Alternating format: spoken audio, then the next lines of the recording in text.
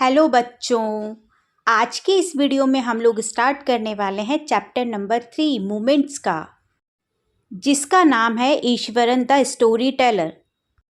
तो story teller का मतलब होता है एक ऐसा बंदा, एक ऐसा इंसान जो आपको स्टोरीज सुनाता हो। तो this chapter is written by R.K. Laxman. तो इस स्टोरी के जो कैरेक्टर हैं वो है गणेश, महेंद्र और ईश्वरन। लेकिन महेंद्र और ईश्वरन इस कहानी के मेन कैरेक्टर हैं। गणेश कोई कैरेक्टर नहीं है, गणेश सिर्फ एक लिसनर है जिसे महेंद्र अपनी कहानी सुनाता है। तो यहाँ पर हमें स्टोरी शुरू करने से पहले ये बताया गया है कि महेंद्र एक रात उठा और उसने एक काली धुंधली सी चीज देखी, जिसे देखते ही महेंद्र के पसीने छूट गए। तो क्या वो काली धुंधली चीज भूत था? तो बस इसी चीज को जानने के लिए हमें पूरी कहानी को सुनना पड़ेगा। तो यहाँ पर हमें ये बताया जा रहा है कि ये जो स्टोरी है ये गणेश नाम के एक व्यक्ति को महेंद्र ने सुनाई थी। महेंद्र बताता है कि वो एक जूनियर सुपरवाइजर है एक कंपनी में, और इसीलिए उसे अलग अलग कंस्ट्रक्शन साइट जैसे factories, bridge, dams, coal mine के काम से अलग अलग जगहों पर जाना पड़ता था। महेंद्र एक बैचलर था, मतलब अनमैरिड था, उसकी शादी नहीं हुई थी और शायद इसी वजह से उनकी कुछ खास ज़रूरतें भी नहीं थी। और उसमें एक क्वालिटी थी कि वो खुद को हर सिचुएशन में एडजस्ट कर लेते थे, चाहे उन्हें ऐसे घर में ही क्यों ना रहना पड़ जाए जहाँ बेसिक फैसिलिटीज़ ना हो, जैसे लाइट या फिर पानी ना हो, या फिर उन्हें स्टोन क्वारी मतलब एक माइन के पास एक टेंट में ही क्यों ना रहना पड़ जाए। मतलब कैसी भी जगह हो वो अपने आप को एडजस्ट कर ही लेते थे।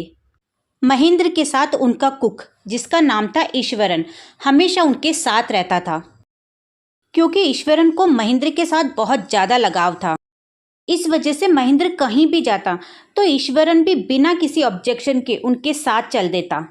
ईश्वरन महेंद्र के लिए खाना बनाता, उनके कपड़े धोता और रात को महेंद्र के एंटरटेन के लिए उसे स्टोरी सुनाया करता था। ईश्वरन में एक बहुत अच्छी क्वालिटी थी कि वो अनगिनत कहानियाँ गढ़ सकता था, मतलब सैकड़ों कहानियां वो खुद से बना सकता था। ईश्वरन में एक और क्वालिटी थी, अब वो पता नहीं कैसे, लेकिन वो सब्जियों को और कुकिंग इंग्रेडिएंट्स को पैदा कर देता था, या फिर हम इसे ये कह सकते हैं कि वो इसे कहीं से भी ला देता था। मतलब ऐसी जगह पर भी जो कि एक डेसोलेट लैंडस्केप हो, मतलब ऐसी जगह जहां आसपास में कुछ भी ना हो। कुछ भी ना का मतलब कुछ भी ना हो, जो भी चीज़ें हैं वो उससे बहुत ज़्यादा दूरी पर हो। अब महेंद्र बताते हैं कि जब ये दोनों नए वर्क प्लेस पर पहुंचे, जहां पर वो दोनों जिंक शीट शेल्टर में रहते थे, वहां पर पहुंचने के बाद 1 घंटे के अंदर ही जैसे किसी जादू से ईश्वरन ने सारे इंग्रेडिएंट्स और वेजिटेबल्स लाके बहुत ही टेस्टी खाना बना दिया। महेंद्र जो है वो सुबह जल्दी उठता, नहाता, ब्रेकफास्ट करता और लंच लेके अपने काम पर चला जाता है। और ईश्वरन उसके जाने के बाद पूरे घर की सफाई करता, कपड़े धोता और नहाता। नहाते वक्त ईश्वरन हमेशा धीमी धीमी आवाज़ में प्रेयर करता है, और फिर नहाने के बाद उसका लंच का टाइम हो जाता है और फिर वो लंच करता है। ईश्वरन लंच करने के बाद और दोपहर में सोने से पहले हमेशा बुक्स पढ़ता था। ईश्वरन है ना तमिल थ्रिलर बुक्स पढ़ता था, जो 100 पेजेस की थी और बहुत ही ज़्यादा फेमस थी। बहुत ही ज़्यादा एक्साइटिंग और मिस्टीरियस स्टोरीज होती थी। ईश्वरन बुक में दी गई सभी चीज़ों को बहुत ज़्यादा डिटेल में और खुद को कैरेक्टर के रूप में इमेजिन करके पढ़ता था, जैसे बुक में ही पूरा डूब सा गया हो। जब भी ईश्वरन किसी को भी कोई भी छोटा सा भी इंसिडेंट बता रहा होता, तो उस इंसिडेंट में बहुत ज़्यादा एक्साइटिंग भर देता और उसका एंड सरप्राइजिंग के साथ ख़त्म करता था। जैसे आपकी बुक में एक एग्जाम्पल दिया गया है कि अगर ईश्वरन को कभी ये कहना होता कि उसने सड़क पर एक गिरा हुआ पेड़ देखा था, तो वो उसको सीधे तरीके से ना कह के कुछ इस तरीके से कहता। सबसे पहले तो वो अपनी आईब्रो को ऊंचा उठाता, अपने हाथ से गेस्चर बनाता, मतलब मूवमेंट्स दिखाते हुए, इंडिकेट करते हुए कुछ बोलता, और कुछ इस तरह से बोलता कि रोड पूरा खाली था और मैं एकदम अकेला सा था। तभी मैंने अचानक कोई चीज़ देखी, जिसे देखकर लगा कि जैसे कोई बड़ा सा जानवर रोड पर लेटा हुआ है। और फिर मैंने सोचा कि मैं वहां से टर्न ले लूं और भाग जाऊं, लेकिन मैंने ऐसा नहीं किया। मैं उसके पास गया और मैंने देखा कि वहां पर तो एक बड़ा सा पेड़ नीचे गिरा हुआ है, जिसकी ब्रांचेस पूरी तरह से सूखी हुई थी और इधर उधर फैली हुई थी। तो इस तरह से ईश्वरन स्टोरी में कभी सस्पेंस क्रिएट करता तो कभी उसे नॉर्मली एंड कर देता। अब ईश्वरन एक और स्टोरी सुनाता है और कहता है कि मैं जिस जगह से आया हूँ वहाँ टिम्बर बहुत फेमस है। टिम्बर एक ऐसी लकड़ी जो फर्नीचर बनाने के काम आती है। तो ये जो लकड़ी है, इसके जो बड़े बड़े लॉग्स होते हैं, मतलब लकड़ी के जो बड़े बड़े टुकड़े होते हैं, उन्हें हाथी के द्वारा उठाया जाता है और रखा जाता है ट्रक्स में और फिर उनको भेजा जाता है। तो यहाँ पर ईश्वरन बताता है कि अगर कोई हाथी पागल हो जाता है तो उसके जो महंत होते हैं फिर वो भी उसे संभाल नहीं पाते। अब ये बताने के बाद ईश्वरन कहता है कि मैं आपको एक छोटी सी स्टोरी सुनाता हूँ जो कि एक रियल इंसिडेंट है, और इस स्टोरी में वो एलिफेंट के बारे में बताता है। तो ईश्वरन शुरू करता और बोलता है कि एक दिन एक तस्कर टिम्बर यार्ड से निकलकर यहाँ वहाँ घूमने लग गया और आसपास में जितनी भी झाड़ियाँ थी उन्हें तोड़ने लग गया। ईश्वरन फिर महेंद्र से पूछता है कि क्या सर आपको ये पता है कि जब एक हाथी पागल हो जाता है तो वो कैसा बिहेव करता है। तभी ईश्वरन अपनी स्टोरी में एक्साइटमेंट लाने के लिए पागल हाथी की कॉपी करने लगता है। मतलब जैसे एक पागल हाथी जोर जोर से पैर को पटकता है जमीन पे, सेम वैसे ही ईश्वरन भी जोर जोर से पैर को पटकने लगता है। अब ईश्वरन कहानी को आगे बढ़ाता है और बोलता है कि जो ये एलिफेंट था वो टाउन के आउटस्कर्ट्स यानी आउट एरिया में पहुंच गया और वहां पे लगे जितने भी फेंचेस थे उनको माचिस की तिल्ली की तरह तोड़ता हुआ आगे बढ़ के टाउन में चला गया। अब टाउन में आने के बाद जितने भी फ्रूट्स की, वेजिटेबल्स की, कपड़ों की या कच्चे पोट्स की स्टॉल थी उन सब को उसने कुचल दिया और जितने भी हेल्टर स्केल्टर थे वो सब पैनिक होके इधर उधर भागने लगे।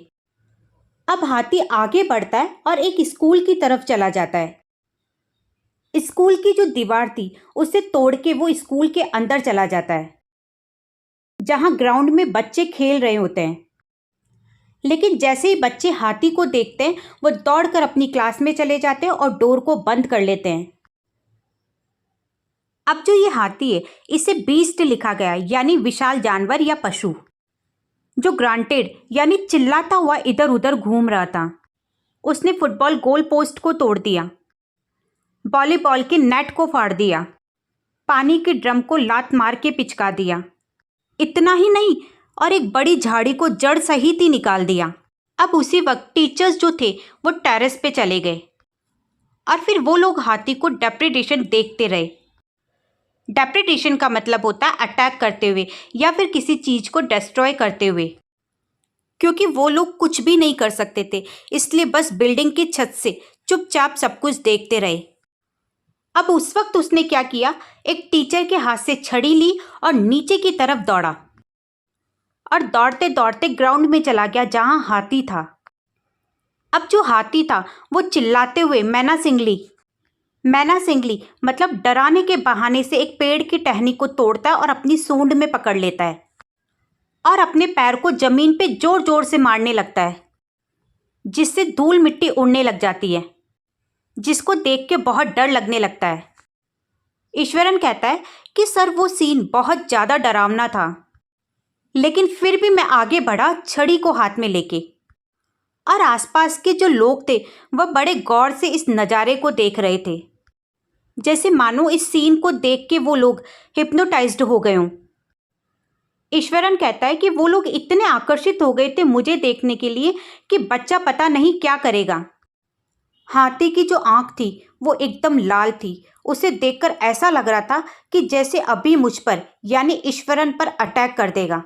और उसी टाइम ईश्वरन हाथ में छड़ी को लिए आगे बढ़ता है, हाथी के सामने जाता है और हाथी के पैर के तीसरे अंगूठे के नाखून पर जोर से मारता है और तभी हाथी एकदम से स्टंट हो जाता है।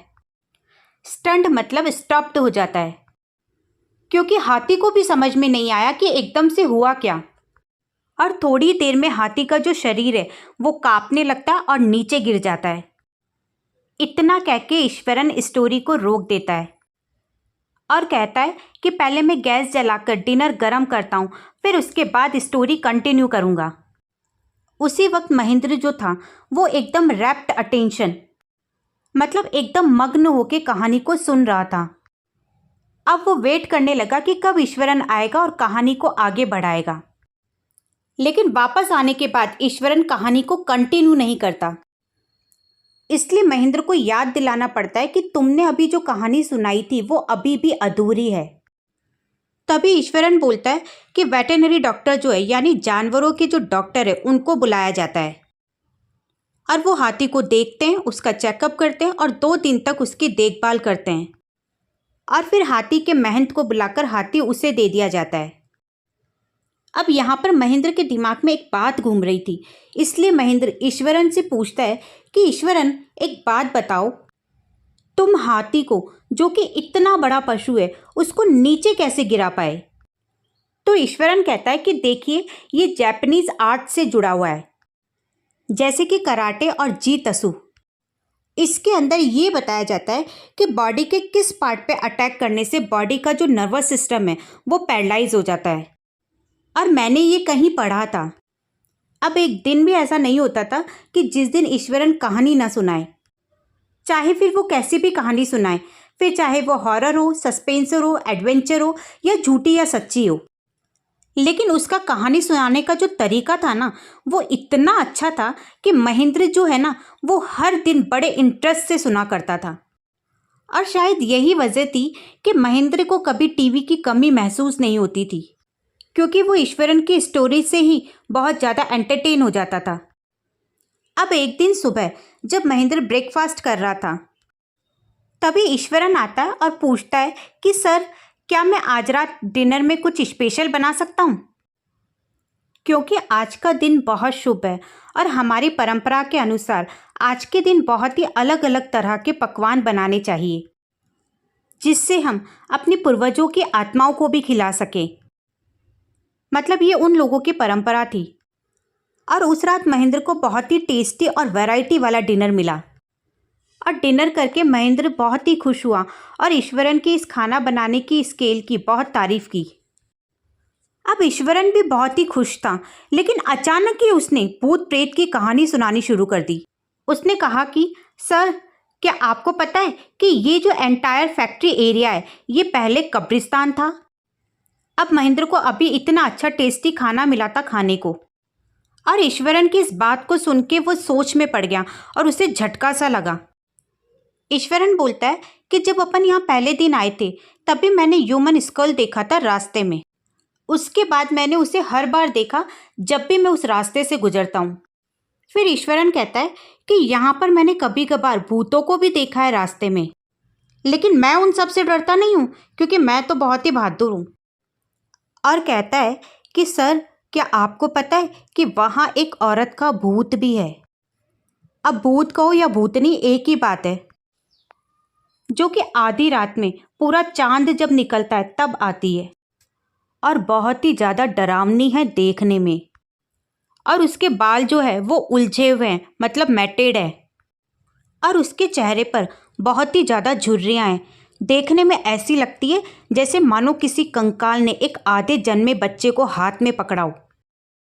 अब महेंद्र जो है वो कांपने लगा और जोर से गुस्सा करते हुए बोला कि क्या तुम पागल हो गए हो? ऐसी घोस्ट या आत्मा कुछ नहीं होती, ये सिर्फ हमारी काल्पनिक सोच है बस, और कुछ नहीं। फिर वो कहता है कि जाके अपना डाइजेशन सिस्टम चेक कराओ और इसके साथ साथ अपना दिमाग भी चेक करा लेना। फालतू की बकवास करते रहते हो हमेशा। यहाँ पर महेंद्र ने ईश्वर को डाइजेस्टिव सिस्टम चेक कराने के लिए इसलिए कहा क्योंकि जब लोगों का डाइजेशन सिस्टम खराब हो जाता है तब लोगों को बुरे बुरे सपने आते हैं, ऐसा उसका मानना था। और इतना कह के महेंद्र अपने रूम में चला जाता है सोने के लिए। लेकिन महेंद्र के दिमाग में बस यही चलता रहता है कि कहीं ईश्वरन नाराज ना हो गया हो मेरे ऐसा कहने से। लेकिन नेक्स्ट डे जब महेंद्र उठता है तो वो देखता है कि ईश्वरन जो है वो बहुत ही खुश है और पहले की तरह ही बातचीत कर रहा है। मतलब ईश्वरन को महेंद्र की बात का बुरा नहीं लगा था।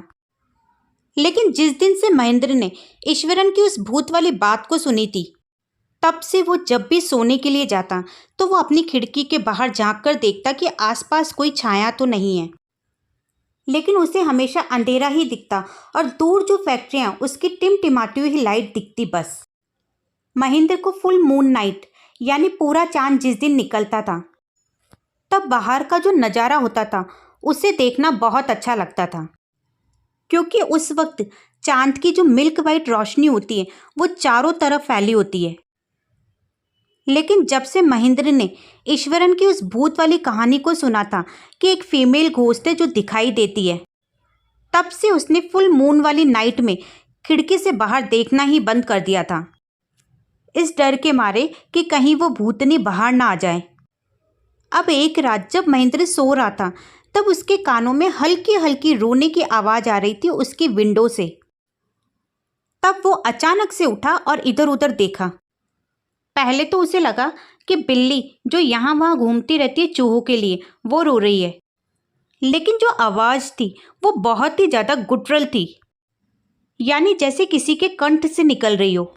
इसलिए वो खिड़की से बाहर देखना चाहता था, लेकिन उसे लगा कि अगर वो खिड़की से बाहर देखेगा तो कहीं ऐसा ना हो कि उसकी धड़कनें ही रुक जाए अगर उसने कहीं भूत वूत देख लिया तो।